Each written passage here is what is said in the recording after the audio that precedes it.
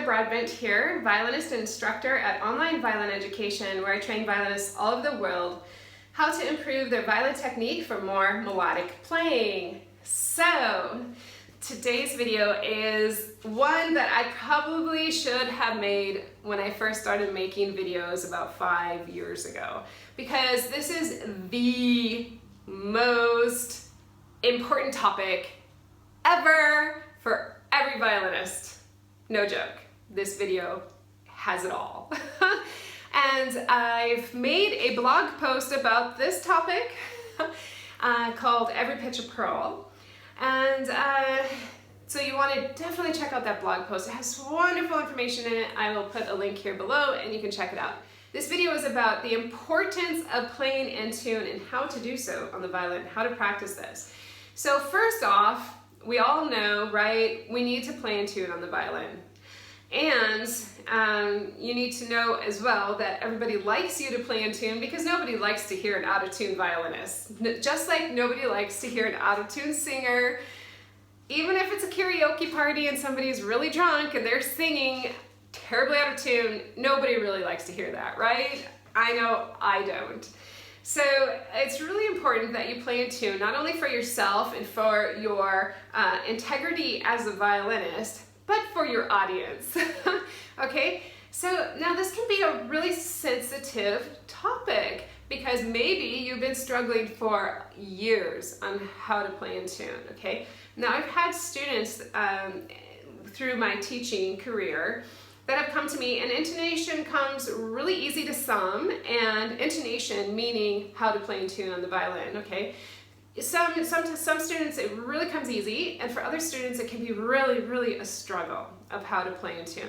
And there are also varying understandings of playing in tune on the violin, and this is all based on one thing, and that is the ear. Okay, so you have to listen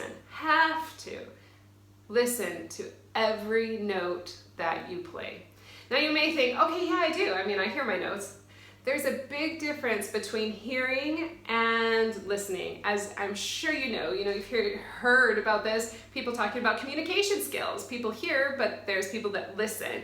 You really need to listen to every single pitch, and not only just listen, to feel, to study, to really get what I call inside that pitch. Okay, so the reason it's so important to do this at the very beginning of your journey and throughout your entire violin journey is because you are seriously wasting time in the practice room if you're playing out of tune.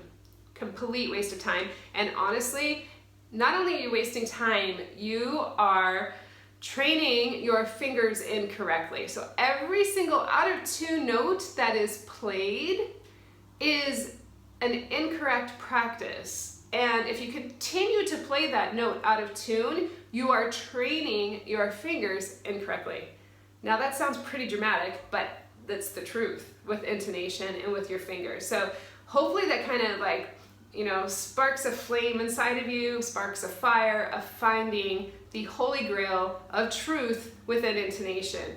Constantly listen to the pitches, okay? So the first place to start, because of course, we have tons of pitches. Actually, we really have 7, A, B, C, D, E, F, G, and the sharps and the flats that go with it.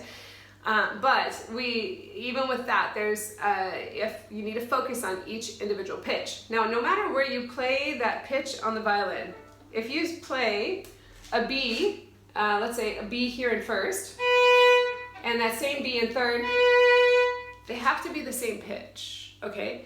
Just because you play it in first, or if you're playing up the instrument in different positions, doesn't mean that pitch changes. Okay, this is a concept that really is important to understand. It means there might be a different color. There most likely will be a different color to that pitch, a different warmth, a brighter sound if you're playing on the E string, but the pitch itself should sound the same. Same with an F sharp on D and an F sharp on G. Should be the same pitch, but a different color or tone, right? So that's something to really keep in mind with how to practice intonation and how to train the ear. If you want more detailed study on exactly how to go about it, check out my blog post, okay? And stay tuned in the future at Online Violin Education. Stay tuned, how funny. But that was an unintended pun.